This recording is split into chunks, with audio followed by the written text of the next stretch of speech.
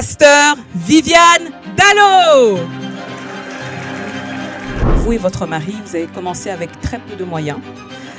Quand vous regardez ses débuts aujourd'hui, qu'est-ce que ça vous fait ressentir intérieurement? Ça nous est arrivé de ne pas avoir de quoi manger. J'ai dû dire aussi, aujourd'hui, il y aura un repas spécial. 34 ans de mariage. Ouh là là. Comment on fait pour parler de son mari avec toujours autant d'amour, autant d'étoiles qui pétillent dans les yeux après 34? C'est quoi le secret pour maintenir la flamme? Quand il s'agit d'aller au-delà de la surface. C'est pour ça qu'on est là. Roland assume, mais il n'a pas l'air, mais il est très romantique. Moi, la plus belle expérience, c'est ce ressenti-là. C'est qu'on ressent après avoir été tenté et qu'on n'a pas cédé. Est-ce que vous aimez la femme qui se tient en face de vous?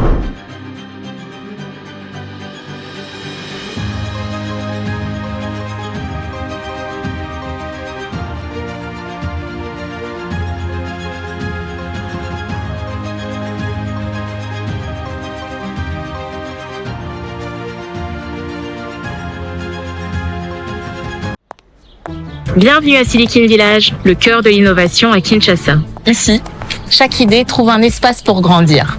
Suivez-moi. Je vais vous montrer pourquoi tout le monde parle de cet endroit. Pour accéder à notre espace de coworking, rien n'est plus simple. Tout se fait via notre plateforme en ligne. Vous réservez, vous recevez vos accès. C'est parti! Eh oui, à Silicon Village, tout est digitalisé. Bienvenue dans notre espace coworking. Ici, vous avez le choix entre un poste flexible pour la journée, la semaine ou le mois. Ou un espace dédié si vous êtes là pour le long terme. Allô? Et ce n'est pas tout, on a des bureaux privés, des salles de réunion pour vos brainstorming, conseils d'administration ou d'autres types de réunions d'environ 12 personnes. Silicon Village, au cœur de l'innovation. Madame Naomi Dambélé Sélé, est-ce qu'on peut l'acclamer s'il vous plaît? Faisons mieux que ça, est-ce qu'on peut l'acclamer s'il vous plaît? Est-ce qu'on peut encore l'acclamer, l'applaudir? Un maximum de bruit. Standing ovation. Yes. Très bien. Bonsoir Naomi. Bonsoir Jessie, merci beaucoup. Allez, je te laisse la place. Bonsoir à tous, mesdames et messieurs. Bonsoir. Je ne vous entends pas. Bonsoir à tous, mesdames et messieurs. Bonsoir. Alors, comment ça va ce soir? Très heureuse de vous retrouver ce soir. Je suis Naomi Dambélé Sélé. Bienvenue sur Au-delà de la surface. Alors, ce soir, nous ne sommes pas simplement réunis pour une interview. Nous sommes réunis pour une rencontre avec une histoire. Derrière les titres, derrière les rôles, derrière la lumière publique, il y a une femme, une épouse, une mère, une pasteur, une entrepreneure et une femme de foi. Mais ce soir, nous allons aller au-delà de sa surface. Car trop souvent, les histoires de ceux qui marquent nos vies sont résumées à leur fonction, à leur titre. Alors que leur véritable force se cache dans leur début, dans leur combat et leur saison de silence. Ce soir, nous revenons aux origines, au début modeste, aux défis invisibles et à la foi qui a construit même dans l'incertitude. Nous allons découvrir l'histoire d'une femme et le chemin qu'elle a parcouru avec Dieu. Mesdames et messieurs, prière d'applaudir, s'il vous plaît, Pasteur Viviane Dallo.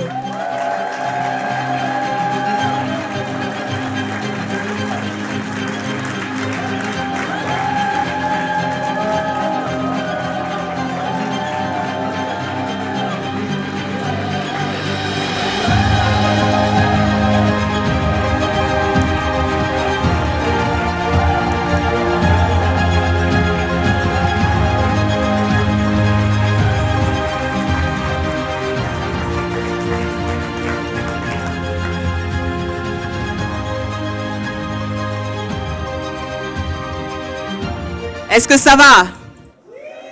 Moi, je vous entends pas assez bien. J'ai besoin de ressentir votre chaleur un tout petit peu. Comment ça va ce soir?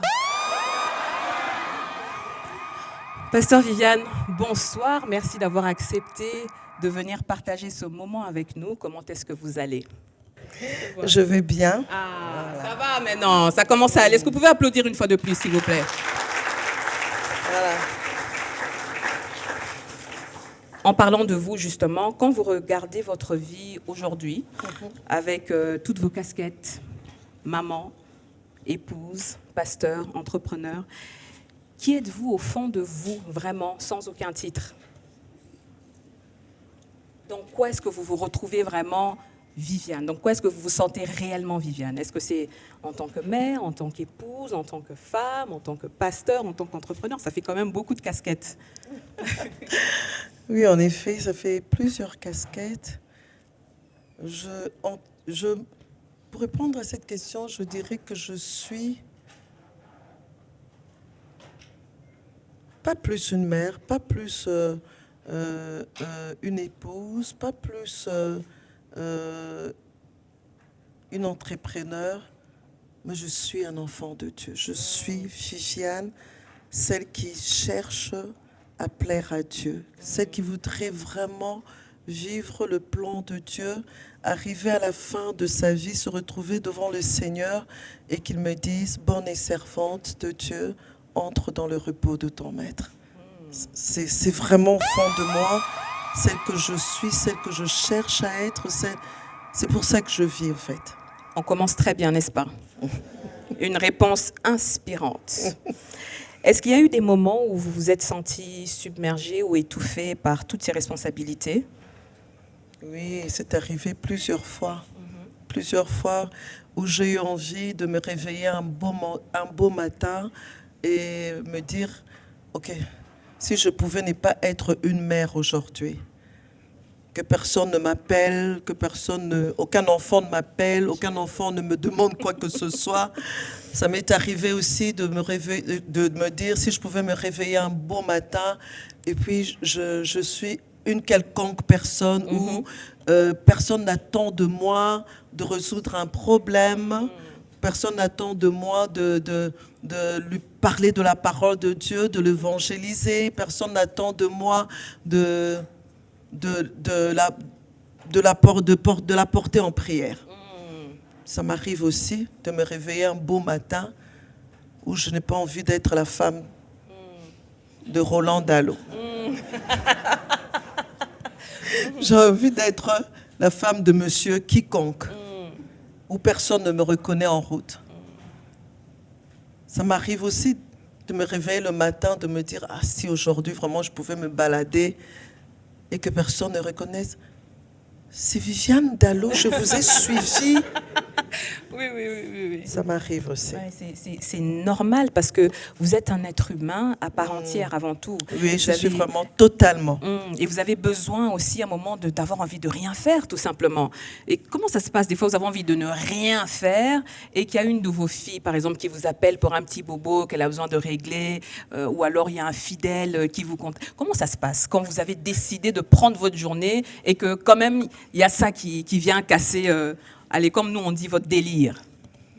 En tant que mère, malgré le fait que je me réveille, que je me dis, je prends ma journée, je veux vraiment qu'on ne me dérange pas, en tant que mère, ça te revient, le sens de la responsabilité, l'amour par rapport à cet enfant. Tu te dis, OK, je vais quand même me lever. Et j'entends la voix de ma mère me dire, Viviane, une femme ne s'arrête que quand elle meurt. Une mère ne s'arrête que quand elle meurt. Elle meurt plutôt. Tant qu'elle est vivante, elle continuera toujours, quel que soit l'âge de l'enfant, à être une mère pour cet enfant. Et cet enfant viendra toujours vers elle. Magnifique. Et qu'est-ce que ça vous fait d'être maman? Oh, beaucoup de choix. J'imagine, hein? Oui, beaucoup de choix. Dieu m'a fait grâce. J'ai eu 4 filles. Et ces 4 filles, elles sont un sujet de joie pour moi. En tout cas, il n'y a pas de pleurs, il n'y a pas d'amertume, il n'y a pas de regret. C'est vraiment la grâce que Dieu m'a faite et je bénis Dieu pour cela. La grâce d'avoir 4 filles, 4 jolies filles, intelligentes et responsables, craignant Dieu, voulant vraiment, elles cherchent vraiment à craindre Dieu, à servir Dieu. Chacune d'elles a trouvé son chemin. Je me sens très honorée, je suis comblée. Et puis j'ai 7 petits enfants qui Magnifique. font ma Ça joie. s'applaudit, ça, non? Donc vraiment, elles m'ont donné en plus toutes les 4. Elles m'ont donné en plus toutes les 4 beaux-fils. Ah oui.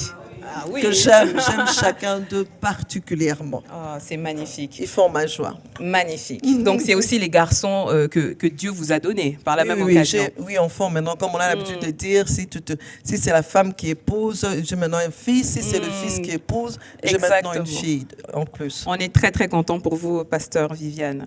Alors, en parlant justement de votre vie, vous et votre mari, vous avez commencé avec très peu de moyens. Quand vous regardez ces débuts aujourd'hui, qu'est-ce que ça vous fait ressentir intérieurement? Quand vous regardez, vous repensez à vos débuts, seul, avec votre mari, qu'est-ce que ça vous fait ressentir? Quand il s'agit d'aller au-delà de la surface. C'est pour ça qu'on est là. Je regarde le temps passé. Je me dis, waouh, j'aimerais quand même revivre encore ce moment-là. Waouh. Oui, c'était très bien. On était dans le manque, on n'avait pas les moyens qu'on a maintenant, mais on était très heureux. C'est pas que maintenant on n'est pas heureux, ça continue. Mais même à cette époque, malgré le manque d'argent, on était très unis. Il y avait la paix. C'était très bien. Il y avait le contentement. Je me rappelle... Ça nous est arrivé de ne pas avoir de quoi manger. J'ai dû dire aussi, aujourd'hui, il y aura un repas spécial. Elles m'ont demandé, elles étaient toutes petites, c'est quoi? Qu'est-ce qu'on va manger aujourd'hui? J'ai dit, le spaghetti avec le ketchup. Elles me regardaient comme pour dire spaghetti avec le ketchup. J'ai dit, c'est très bon. Vous allez goûter ce que moi je vais vous présenter aujourd'hui. Et on s'amusait comme ça, on va mettre le repas. C'est même arrivé une fois, c'était l'anniversaire de ma 2e fille. Je n'avais pas de quoi lui offrir un gâteau d'anniversaire, faire un repas spécial, mais je leur ai dit, bon, on va faire des gâteaux imaginaires, repas imaginaires. On s'est amusé à faire ça. Donc on était heureux, contents. C'est magnifique. Il y a plusieurs exemples. Donc, quand je regarde en arrière, je dis, Seigneur, c'était des moments où j'ai su savoir vivre aussi pleinement. Magnifique. J'ai pas arrêté de vivre pendant ce moment-là. Mon mari non plus, ni avec les enfants, on n'a pas arrêté de vivre. Donc, c'est vrai que c'était dur, c'était difficile, c'était pas évident pour plusieurs choses, mais il y avait la joie, il y avait la paix. Avec Dieu, et ça nous dit beaucoup de la femme que vous êtes aujourd'hui. Vous avez connu donc le manque, et aujourd'hui vous savez ce que c'est de manquer, mais vous savez aussi ce que c'est d'avoir. Et pour ça, ça montre le genre de femme que vous êtes, la personne que vous êtes. Pour ça, pasteur Viviane, on ne peut qu'applaudir. C'est très motivant. C'est encourageant parce qu'aujourd'hui, il y a des personnes, il y a des couples qui n'ont que l'espoir et qui n'ont que la foi, parce qu'ils sont en train de vivre ce que vous avez vécu auparavant. Et cette phrase que vous venez de dire, ces mots que vous venez de dire peuvent être des mots de réconfort pour ces personnes-là, et pour ça, on vous remercie. Je t'en prie. C'est très important quand on est dans ce moment de manque, de se dire, puisque Dieu est là, je vis pleinement. Je n'arrête pas de vivre. Je peux, en ne buvant que de l'eau, être une personne joyeuse. C'est possible. Magnifique. À quel moment est-ce que vous avez compris que votre histoire n'était pas une histoire ordinaire, la vôtre, personnellement? À quelle étape de votre vie vous êtes arrivé à comprendre cela? Je me suis convertie. Je me suis convertie à l'âge de 20 ans. J'ai accepté Jésus-Christ comme Seigneur et Sauveur. C'était quelque chose de vraiment très spécial pour moi de découvrir qu'il y avait un être suprême qui pouvait s'occuper de moi, qui pouvait me donner cet avenir que je désirais tant, un bel avenir pour toute jeune fille de 20 ans. Tu rêves d'un bon mariage, tu rêves d'une très belle vie professionnelle, tu rêves de beaucoup de choses.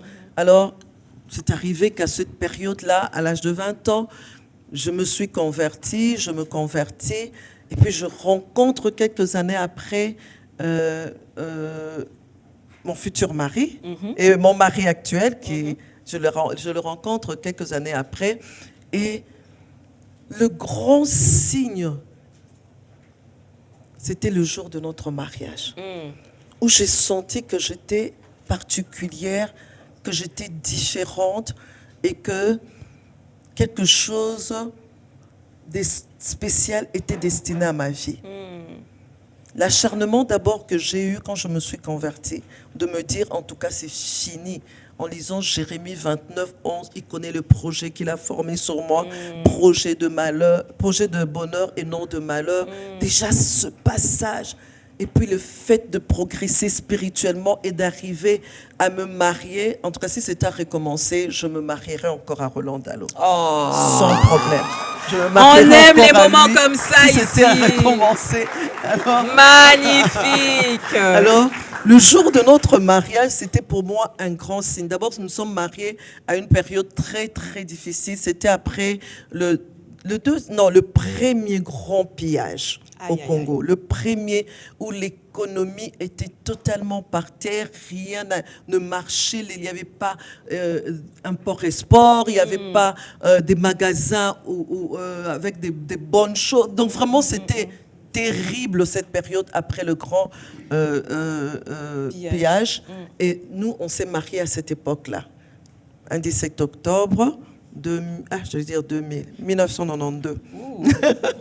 Alors, ce jour-là, j'arrive à l'église, j'étais émerveillée. Waouh! Une église qui avait une capacité d'accueil de 2000 personnes. Elle était pleine à craquer. Alors, j'ai vraiment là, pleine à craquer. Wow. Il y avait des gens qui manquaient de place. Wow. Oui. Parce que d'habitude, pour les cérémonies religieuses, il n'y a pas beaucoup de gens. C'est vrai. Il n'y a pas beaucoup de gens. Les gens ne viennent presque pas. C'est plus les membres de famille, les très très proches. Oui. Et aussi les invités sur la... Si tu as 100 personnes sur ta liste d'invités, en tout cas à l'église, peut-être seulement 20 viendront à l'église. Les 80... La fête. À la fête. Alors pour moi, c'était vraiment incroyable. J'étais émerveillée. Il y avait beaucoup de monde. Pratiquement tous les responsables de l'église étaient là. Wow. Les membres de l'église étaient là. Les invités étaient là. Et il y avait une joie incroyable. Magnifique. Vraiment incroyable. J'étais impressionnée. Je faisais que dire à Rollo, je ne comprends pas, tous ces gens viennent d'où? Pourquoi il y a tant de monde?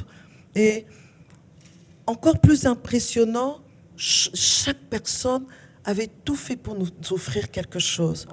J'ai même pleuré quand j'ai vu les sentinelles de l'église venir avec un cadeau. Wow. J'ai reconnu les chargeurs. Tu sais ce qu'on appelle les chargeurs au Congo, quand on dit chargeurs, ce sont ces jeunes gens qui appellent au niveau des parkings, des stationnements des taxis, qui appellent les clients venant entrer dans telle voiture, tel taxi qui va dans telle direction. Alors, il y avait même ces gens-là. Wow. Je regardais, je me disais, mais qu'il y avait des cadeaux. Wow. Et j'ai compris que ma vie, elle était différente et que je me mariais aussi à une personne spéciale. Magnifique. Parce que Roland était aimé. Oh. Il était vraiment aimé par ses responsables, par ces gens-là. Oui, évidemment, moi, je n'étais pas une fille qui à cette époque-là, c'est vrai que je venais de me convertir, mais je n'avais pas autant de notoriété que Roland, tu vois. Et c'est ce jour-là que je me suis dit, waouh, quelque chose de spécial. Je regardais Roland, je disais, moi, pourquoi tout ça pour moi? Wow. Et j'ai compris que j'avais un appel spécial. Oh, c'est magnifique ça, c'est très beau. Donc ça vous fait 34 ans de mariage. Oui, cette année, si je ne me trompe pas, parce que je suis très mauvaise. Oui, 34 ans. 34 ans de mariage. Les fils, vos fils sont là pour confirmer. Ah oui, je les salue. Est-ce qu'on peut applaudir, s'il vous plaît, pour les filles qui sont venues accompagner leur maman? 34 ans de mariage. Ouh là là là là là là. 1, 2, 3, 4, 34. Waouh.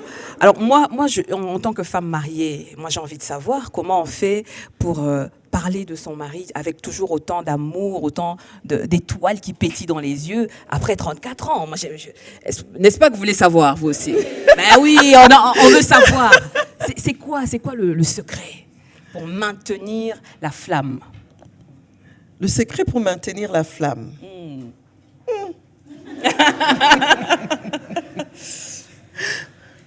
Au fait, Naomi, pour maintenir d'abord la flamme, moi-même en réfléchissant, en priant, en travaillant sur les choses que j'ai eu à découvrir, je dirais, la première des choses, c'est déjà à la base, bien se marier. Ah oui, ça c'est vrai. Bien se marier. Ça compte. Énormément. Oui, vraiment, ça compte. Je me suis mariée. Roland et moi, on n'avait pas les mêmes niveaux sociaux. Non, on n'avait pas le... Mais j'étais tellement convaincue que c'est lui l'homme de ma vie parce que le Seigneur avait déposé cela en moi. Je ne dis pas que j'ai aimé Roland parce que Dieu m'a dit « Viens de celui ». Non. Je l'ai apprécié. J'ai trouvé un homme très intelligent. C'est vrai que financièrement, matériellement, c'était pas évident pour lui. Mais il avait de l'avenir, ambitieux. Il avait de l'ambition.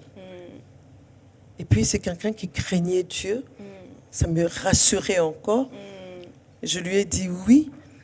Et j'ai vraiment aimé Roland. Et Roland a su m'aimer. Il n'a pas l'air, mais il est très romantique. Oh! On en apprend des choses ce soir. Très romantique. Par exemple, là, je suis partie pour une conférence à l'extérieur du pays. J'ai fait 5 jours de conférence. Mais après ces 5 jours, je suis allée rendre visite à ma dernière fille, être un peu avec elle. Mais au moment où je devrais rentrer, il faut voir tout ce que mon mari a fait. Oula. Donc vraiment, au point que toi-même, tu te dis, vite, j'ai envie de le voir, Oh, mais c'est beau ça. Textos. Par exemple, j'arrive à l'hôtel, à mon lieu de transit, parce que j'ai transité avant d'arriver ici à Kinshasa. À mon lieu de transit, j'arrive, j'entre dans la chambre. D'abord, il m'écrit, t'es atterri? Oui, j'ai atterri. Oh là là. J'ai hâte de te voir. Tu vois, il sait être romantique. Il sait... Prenez note, messieurs, prenez note. Il sait prendre soin de moi. Il veille sur moi. Oh, c'est beau ça. En tout cas, j'ai un retour. Par rapport à ce que je lui donne, j'ai vraiment un retour. J'arrive dans la chambre, il m'accueille, parce que lui, il a quitté là où il était, juste pour venir me voir. Oh. Lui prenait l'avion dans 2 ou 3 heures, mais il est quand même venu me voir, juste pour m'accueillir, me dire encore combien il m'aime. Oh, c'est beau, il est parti. Il est allé prendre son avion, je reste, il me dit, tu as besoin de te reposer, vraiment dors et éteins ton téléphone. J'éteins, je me réveille, je descends du lit, je vois un paquet là, je regarde, je dis non, Roland Dallot. Is something. Roland Dallot. J'ai dit, Roland, je lui avais dit, t'es passé à tel endroit, t'as acheté des chemises. J'aurais bien voulu en avoir aussi. Et j'ai trouvé 5 chemises qu'il avait laissées là pour moi. C'est magnifique. Tu vois, un mari comme ça. C'est ça. Mais oui. Oh là là. Tu ne peux que vouloir rester avec lui. Magnifique. Non, vraiment... beaucoup de choses, on y travaille. Il travaille et je travaille aussi. C'est top ça. En plus, là maintenant, vous nous avez dit que vos 4 filles sont parties. Oui. Donc, vous n'êtes que tous les 2. Ça permet de redevenir un peu comme à vos débuts. Là, vous n'êtes que tous les 2. Oui, on a beaucoup de temps ensemble. C'est bien ça. C'est vrai que pour une mère, ça a été difficile pour moi quand les filles sont parties parce qu'elles étaient aussi... une occupation pour moi. Oui. Les filles, je ne sais pas que vous êtes, je ne vous chosifie pas, mais tu vois, je me réveillais pour elles, j'avais des projets, j'avais un programme, donc vraiment, elles prenaient une partie de mon temps. Mon mari prenait aussi une partie de mon temps. Quand elles sont parties, j'ai senti un peu ce petit déséquilibre où je dis, Seigneur, maintenant, je sers à quoi? Mais on a bien su travailler ça. Bon, surtout lui, quand il a vu que j'étais vraiment dans une période assez difficile, ça a été quand même assez difficile de voir toutes mes filles partir. Bon, l'être humain, je comprends quand la Bible dit le cœur de l'homme tortueux par-dessus tout. Tu sais pas ce que tu veux. Tu veux qu'elles se marient. Mais elles sont maintenant mariées. Voilà. Tu veux encore les avoir. Viviane, qu'est-ce que tu veux? Tu vois, elles étaient parties, j'étais contente, mais en même temps, mes amis, ils étaient tout le temps avec moi. J'ai des relations fusionnelles avec chacune d'elles. Alors, on est resté, mon mari a su travailler ça, on est ensemble, on passe du temps ensemble. On fait l'effort vraiment d'être ensemble. Et c'est très bien, il n'y a plus de... Et puis on peut faire beaucoup de choses, crier à tue-tête, tu sais que... Voilà, elles ne sont pas là. Elles ne sont pas là. Je peux crier Roland, je peux faire tout ce que je veux dans cette maison-là sans les filles. On est redevenus, Roland et Viviane, on s'est mariés, j'avais 23 ans, lui il en avait 28, donc on est redevenus. Oh, c'est magnifique, c'est beau ça. Ça me fait penser à ma mère aussi, quand mon mari est venu se présenter à maman. La première réaction qu'elle a eue, je pense que c'est parce qu'elle a su que c'était le bon, elle a pleuré. Mais vraiment, maman, oui, tu vas partir. Maman Ginette. Et ça montre aussi la fusion que vous avez avec vos filles et c'est magnifique. D'ailleurs, vous avez aussi une marque de vêtements, donc ça vous permet aussi de vous occuper en tant que femme entrepreneur. Qu'est-ce qui vous a motivé à lancer cette marque de vêtements, cette ligne de vêtements? Je suis habillée en V-Création. Très belle tenue. Est-ce qu'on peut applaudir pour la tenue?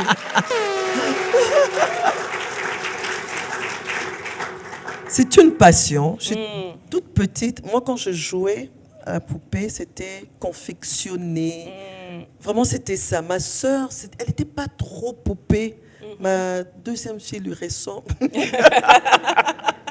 Et c'était les gadgets, les voitures, c'est ça. Elle aimait des jeux de garçons. Mais moi, vraiment, c'était les poupées. Et je me confectionnais, j'avais des rêves. Je me disais, non, pourquoi je ne deviendrais pas couturière? J'aurais bien voulu être modéliste, mais tu connais les parents. Non. Comment avec toute l'intelligence que tu as. Les parents. Il n'y a pas de sots métiers, les parents. Il n'y a pas de sots métiers. Ça, c'est vrai. Il n'y a que des sots toujours. Il n'y a pas de sots métiers. Alors, c'était depuis mon enfance. Et quand j'ai grandi, surtout quand je me suis convertie, j'ai compris à quoi Dieu m'appelait véritablement. J'ai mis les priorités, mais dans ces priorités aussi, il y a cette passion sur l'habillement. Oh, magnifique. Franchement, vous le faites très bien. Vous êtes très, très bien habillée ce soir. Merci. Et vous êtes très belle aussi. Oh, merci. Alors, j'aimerais que l'on retourne un tout petit peu dans le passé. Quelle a été l'épreuve la plus difficile que vous avez traversée en tant que femme et leader? En tant que femme et leader, l'épreuve la plus difficile. Non, mais il y a eu tellement d'épreuves difficiles. Il y a eu tellement d'épreuves difficiles. Mais choisir l'épreuve la plus difficile, du coup, comme ça, ce qui me vient à l'esprit, c'est le recommencement. Le recommencement, ok. Je voulais dire, le recommencement. C'est ce que je voulais dire. J'ai vraiment connu beaucoup de recommencements dans ma vie. D'abord, je me marie. Mon mari, il travaille. On se met d'accord. Moi, je m'occupe des enfants. Je reste à la maison. Je suis vraiment une femme d'intérieur, mais en même temps aussi un petit business. On ne peut pas rester les bras croisés. Mais la priorité, c'était que moi, je sois avec les enfants. Bon, à un moment donné, paf, il faut quitter Kinshasa pour aller aux études à Nairobi. Je prie, parce que lui, il était convaincu. Je prie aussi. Je lui dis, tiens, je suis aussi convaincue que c'est Dieu qui nous conduit là-bas. Mais je me mets une anecdote. Oui. Le jour où elle est venue me dire, Viviane, voilà, l'Église a pensé à nous pour des études de théologie en Nairobi. Je dis, pardon. Des études, moi je vais faire des études de théologie. Je comprends pas, on va étudier la Bible. Donc du matin au soir, la Bible, je comprenais pas très bien. Il a dû m'expliquer, mais et je savais pas que en fait c'était mon appel. Oh. C'est Dieu qui m'a appelé, qui m'a appelé à entrer dans ma destinée. Alors, voilà, on arrive à Nairobi. C'était un recommencement, mais quel recommencement dans des conditions très, très difficiles. On arrive là-bas, le home des étudiants mariés, c'était juste une pièce. Moi, j'avais un chez moi, Oui. j'avais un travail de travailleur, j'avais une organisation, j'avais deux chambres, oui, une maison à 2 chambres. Donc j'étais bien, j'avais un chez moi. J'arrive là-bas, c'était juste une pièce cloisonnée au milieu, donc séparer la pièce en 2, donc un lit de chaque côté. Donc au fait, le grand lit c'est pour les parents et les petits lits c'était pour nos 2 petites filles. Je suis allée avec les deux premières et arrivé sur place, pas arrivé sur place, quand on s'apprêtait à partir, j'avais constaté que j'étais enceinte. Ce qui fait que je suis arrivée là-bas enceinte. Oui. Je me disais comment on va vivre dans de telles conditions. Il fallait manger la nourriture de là-bas, de la nourriture kenyane, elle est très différente de la nôtre. Donc, aller au réfectoire, c'était vraiment un cauchemar pour nous, parce que c'est qu'on présentait comme nourriture. La grossesse, donc ces recommencements-là n'ont pas été très, très faciles pour nous, pour moi particulièrement au début.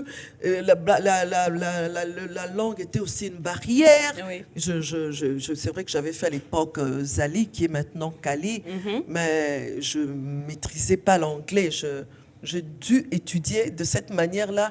Donc, ce recommencement-là, c'était une épreuve difficile où je bénis Dieu. Il m'a rendue victorieuse pour cette épreuve, ce recommencement-là. Et le deuxième recommencement, c'était quand nous sommes rentrés à Kinshasa. Nous rentrons à Kin, nous sommes des étudiants, on n'a pas su beaucoup économiser. Nous rentrons à Kin, comment ça va se passer? D'abord, on est obligé d'aller habiter chez un ami à mon mari. Donc, squatter là-bas, imagine-toi, avec combien d'enfants? 3 enfants. Non. Ah, d'accord. Ah, d'accord. Les 4. 4 enfants. Aïe. Donc, il faut habiter. J'avais un bébé de 3 mois. Il fallait commencer à chercher. Non, ce n'était pas aussi facile. Et puis, il y a l'église. On commence, on a repris avec l'église. C'était très bien. Et puis, paf! Recommencement. Il faut quitter l'église. Oh là là, recommencement. Ça n'a pas marché, c'était très difficile. Nous avons quitté l'église dans de très mauvaises conditions parce que ça ne s'était pas bien passé entre mon mari et le pasteur titulaire de l'église. Donc, il fallait encore recommencer. Parce que ça ne m'avait jamais effleuré de me dire... peut-être dans 10 ans, on sera dans telle église, dans une autre église. Pour moi, l'avenir, c'était dans cette église-là. Alors, il fallait encore recommencer. C'était aussi une grosse épreuve. Qu'est-ce qu'on devient? Qu'est-ce qu'on va faire? On va où? Là, on a recommencé le centre missionnaire Philadelphie. Oui. Nous commençons les centres missionnaires Philadelphie avec l'enthousiasme, la joie. Dieu est avec nous et ça se passe très bien. Nous allons de gloire en gloire. À la 8e année, mon mari se réveille avec un ainsi dit l'Éternel. Il faut tout laisser pour passer à autre chose. Encore, il faut recommencer. Oui. Et c'est là aussi que je veux toucher le leadership. En tant que leader, ça a été très dur pour moi parce que j'étais responsable du département de femmes. Et ça, Dieu nous a fait grâce. Je passais des bons moments là-bas. J'ai donné le meilleur de moi-même. Il fallait tout arrêter, tout laisser. Non, ça a été... Oui. J'ai accepté la volonté de Dieu, mais dans la douleur. dans la douleur. J'ai une petite question justement par rapport à ça. En tant qu'enfant de Dieu, est-ce que vous êtes plutôt une enfant rebelle, c'est-à-dire qui pose quand même des questions, mais pourquoi, ou vous acceptez directement ce que Dieu vous demande de faire? Quel genre d'enfant vous êtes par rapport à votre Père qui est dans les cieux? Une fille obéissante. Je suis vraiment obéissante. Tous les genres d'enfants qui ne causent pas de problème. Je veux obéir. En tout cas, pas de problème. Je peux poser de questions, je peux dire pourquoi. Mais au final, si on me dit que c'est comme ça, j'obéis sans réfléchir. Parce que je fais confiance.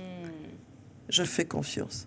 C'est magnifique. Et quand tout semblait lourd, quand tout semblait compliqué, difficile, dur, qu'est-ce qui vous a permis de rester debout? Parce que nous autres qui vous regardions de loin, on n'a rien vu.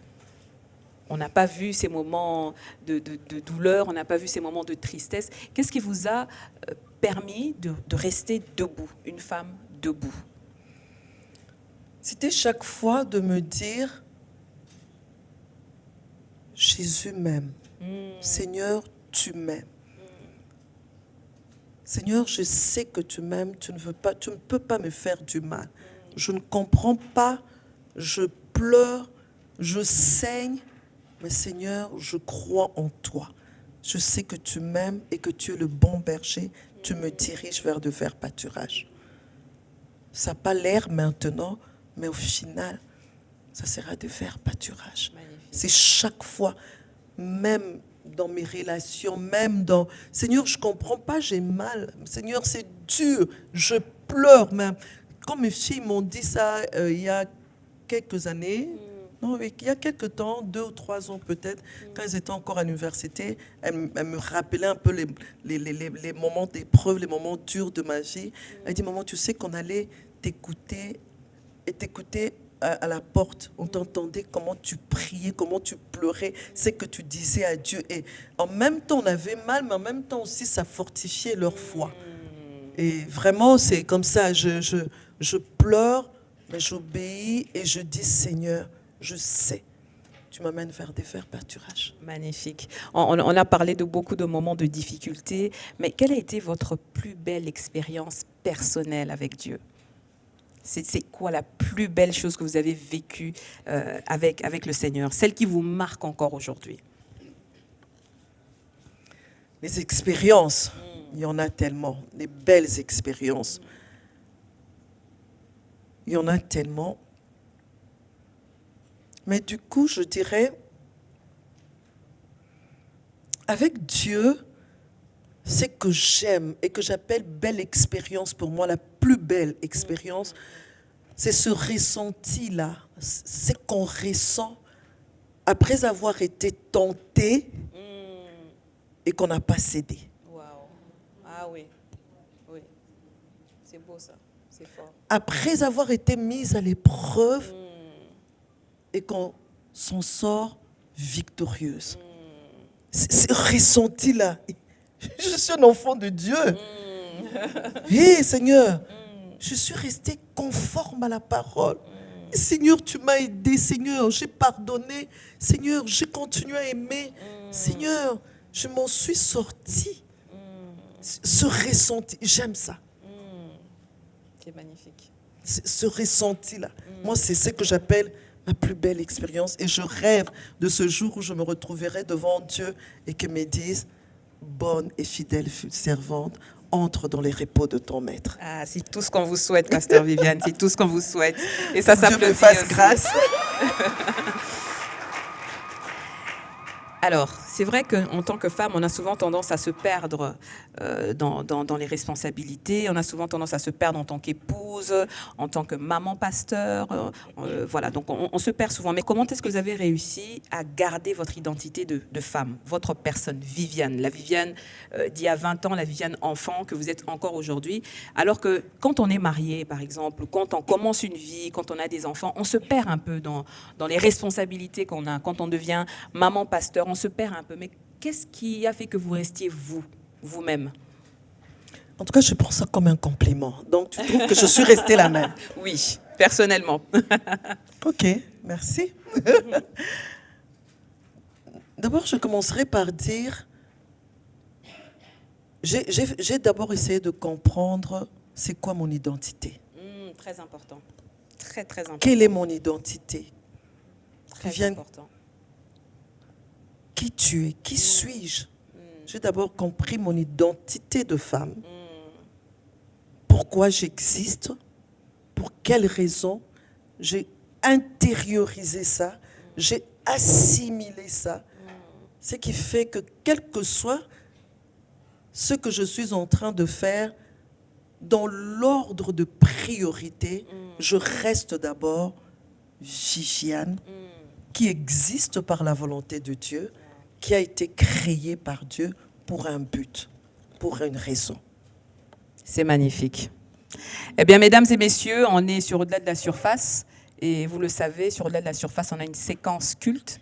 C'est la séquence miroir. Je vais demander à Fonfon, mon assistant, de bien vouloir s'avancer avec le miroir. Est-ce qu'on peut l'applaudir, s'il vous plaît, alors qu'il s'avance ?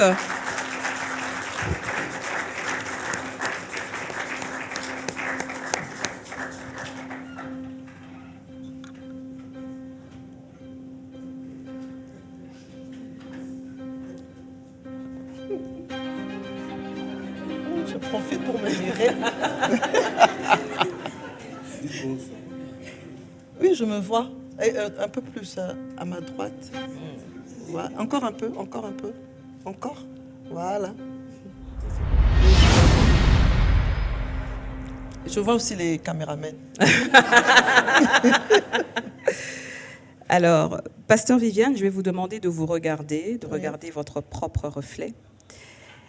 Lorsque vous vous regardez, est-ce que vous aimez la femme qui se tient en face de vous? Waouh, suspense.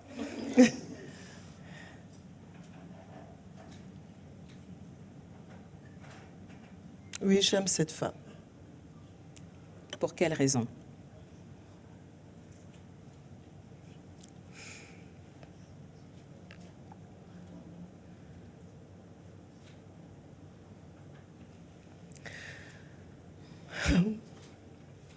Excusez-moi.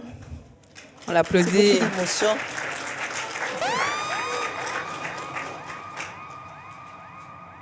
J'aime cette femme parce qu'elle a su arriver là où Dieu la veut présentement. Elle s'est battue. Elle a tenu bon. J'aime cette femme parce que vraiment, elle a cru en Dieu, elle a tenu bon. J'aime cette femme parce qu'elle a su, à chaque saison de sa vie, donner le meilleur d'elle-même. Magnifique. Vraiment chercher à donner le meilleur d'elle-même. J'aime cette femme parce qu'elle a encore des rêves et que tout n'est pas fini. 56 ans, 57 ans cette année, il y a encore beaucoup à faire.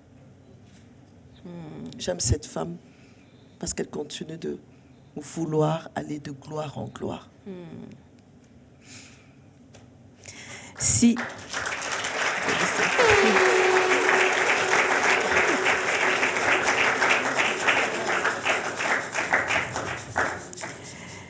Si la Viviane de 23 ans se tenait devant vous, face à ce miroir, avec tout ce que vous avez vécu et tout ce que vous savez aujourd'hui, qu'est-ce que vous lui diriez pour la réconforter, pour l'encourager? Qu'est-ce que vous diriez à cette Viviane de 23 ans? Je voudrais très bien comprendre la question. L'encourager, la réconforter, Viviane de 23 ans.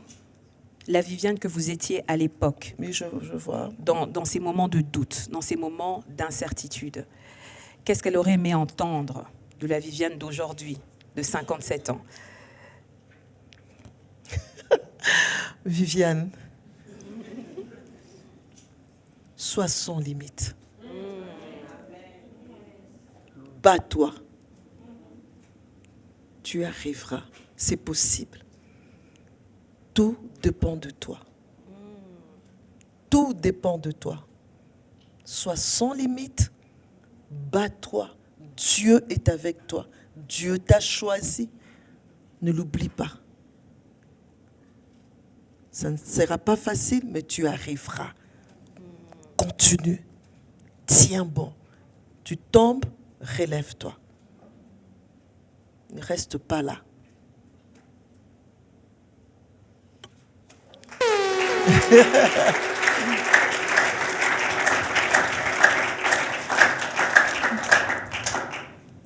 Lorsque vous regardez le chemin que vous avez parcouru, est-ce que vous avez le sentiment d'avoir réussi votre vie? Toujours en me regardant. Toujours en vous regardant. Voilà. Ok. À ce stade de ma vie, à cette saison de ma vie, vraiment à cette saison de ma vie, il y a plusieurs saisons dans la vie. À cette saison de ma vie, en tant que mère, en tant qu'épouse, en tant que belle-mère, en tant que servante de Dieu qui est appelée à aller de gloire en gloire, je dirais que je suis encore sur le chemin. J'y travaille encore pour réussir. En tant qu'entrepreneur, à cette saison de ma vie, je ne peux pas dire que j'ai réussi, j'y travaille encore. Parce que je veux que la fin soit glorieuse. Mais quand je regarde aux autres saisons de ma vie, ça n'a pas été facile. Il y a eu des ratés. Tout n'était pas parfait.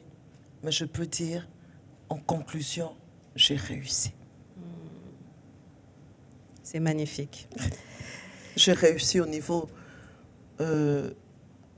des talents que Dieu m'a donnés. Je les ai exploités.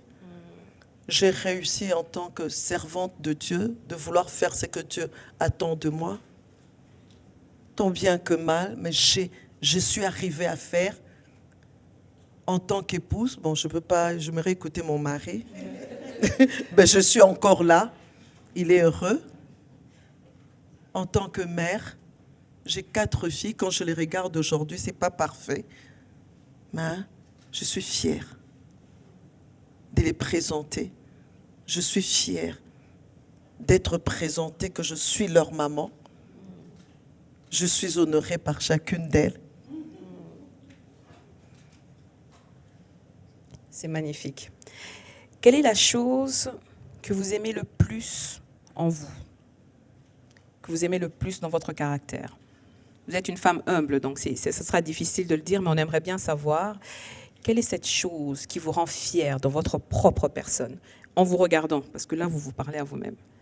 Vivienne, ce que j'aime chez toi, c'est que...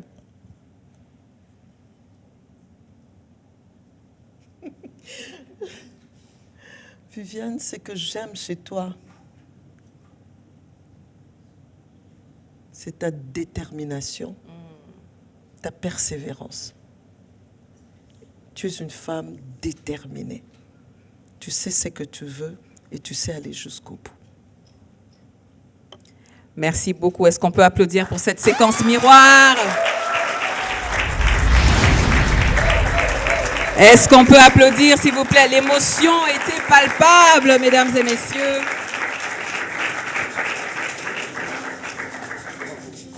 Merci. Vous êtes une femme de cœur, l'émotion était palpable. J'ai failli perdre ma casquette professionnelle, verser une larme. Heureusement que j'ai su les retenir. Alors, comment vous avez trouvé cette séquence miroir-là? Très bien, impressionnant. Bien que ça m'arrive aussi moi-même, pour être sincère, je le fais souvent. Ah, c'est très bien. Je parle souvent à la Viviane au miroir. Allez, prends courage. C'est très, très bien. Bien, je parle, je dis, Viviane, ne te laisse pas décourager. C'est pas parce que tel a dit ça que toi, non, allez, on y va. Ça va aller. On s'est fait dans cette étape, tu vas me le voir. On fait les checks, ça va aller. Magnifique. On y va. En tout cas, je parle beaucoup à la Viviane. Miroir, je fais ça souvent. Ah, c'est très bien. C'est un très, très bel exercice que je recommande. Je vous recommande d'ailleurs à vous aussi, chers téléspectateurs, de souvent faire. Alors, pasteur Viviane, qu'est-ce que vous aimeriez que les gens... C'était fini, je me suis dit, ouf. On a encore 2 petites questions, après on va aller prendre notre petit cocktail.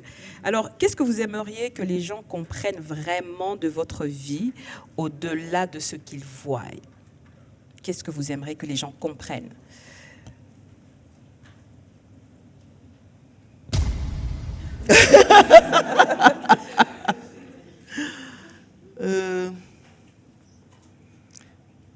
Que je suis humaine. Je suis pas spéciale. Je suis humaine avec des défauts, des qualités.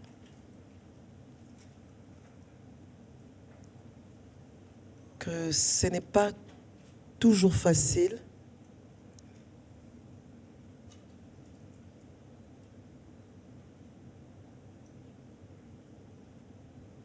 Et que il y a beaucoup de sacrifices à faire. Il y a vraiment beaucoup de sacrifices à faire. Que je fais beaucoup de sacrifices, voilà. Je dois parler comme ça. Que je fais beaucoup de sacrifices. Ce n'est pas donné. C'est pas facile d'être Viviane Dallo. C'est pas parce qu'on voit une femme, une belle femme bien habillée, bien coiffée, qu'on se dit « Ah, j'aimerais être comme elle ». En fait, derrière, il y a des combats, il y a des sacrifices aussi. C'est très beau. Alors, ma dernière question pour vous, Pasteur Viviane. Si votre vie devait laisser un seul message aux générations futures, quel serait-il? J'aime ça.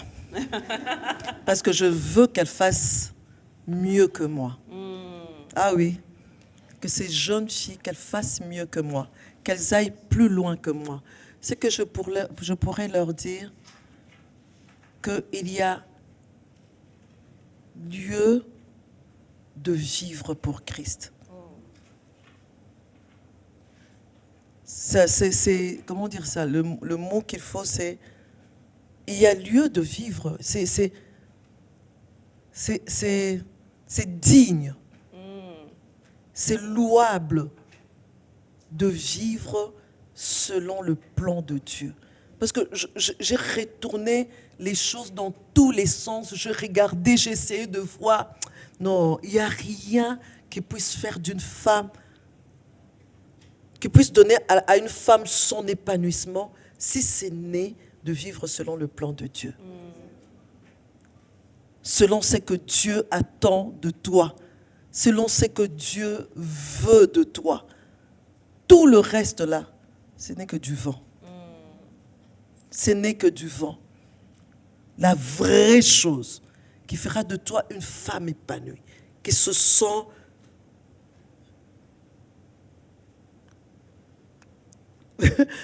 qu'elle existe, que sa vie a un sens, c'est de connaître son identité et de connaître sa raison d'être, sa raison de vie et vivre pour Dieu. C'est louable, c'est digne. Tout le reste là va venir, tout le reste aura un sens, tout le reste pourra t'aider à arriver à ce que Dieu veut pour toi. Mais s'il n'y a pas ça comme base, tout le reste peut être là, mais l'essentiel, tu ne l'auras pas. Et je me fais comprendre? Très bien. L'essentiel, tu ne l'auras pas. Tu passeras à côté, tu perdras le temps. Et à quoi ça sert au final? J'ai dit et je vous remercie. Magnifique, merci beaucoup. Est-ce qu'on peut applaudir pour le pasteur Viviane Dallo? C'était une très belle émission. Merci à vous de nous avoir suivis, d'avoir été aussi nombreux. C'était Au-delà de la surface avec pasteur Viviane Dallo et Naomi Dambélé-Nsele. À très bientôt pour de nouveaux épisodes. Merci.